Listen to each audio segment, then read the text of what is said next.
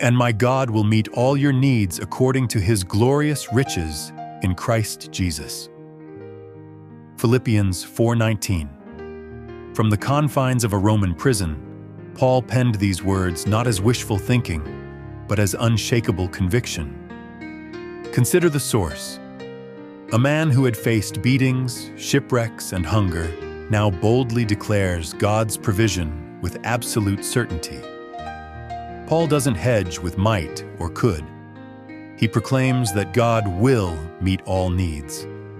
This promise isn't based on our merit, but on God's character and the infinite resources of his glorious riches. What does this mean for us? First, we must distinguish between needs and desires.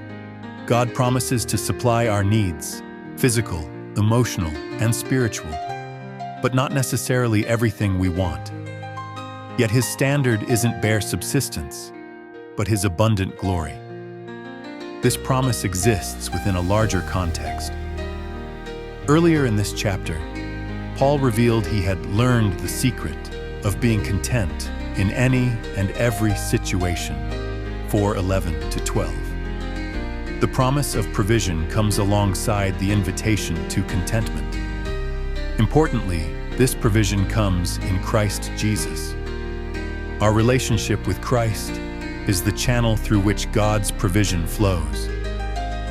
Outside this relationship, we might still receive good gifts from a generous Creator, but the fullness of his provision, especially spiritual provision, comes through union with Christ.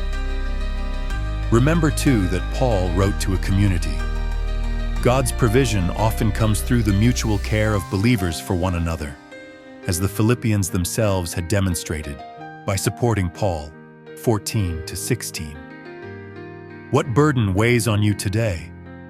What need seems overwhelming? The God who feeds the sparrows and clothes the lilies has promised to care for you through the inexhaustible riches found in Christ Jesus. Will you trust God today?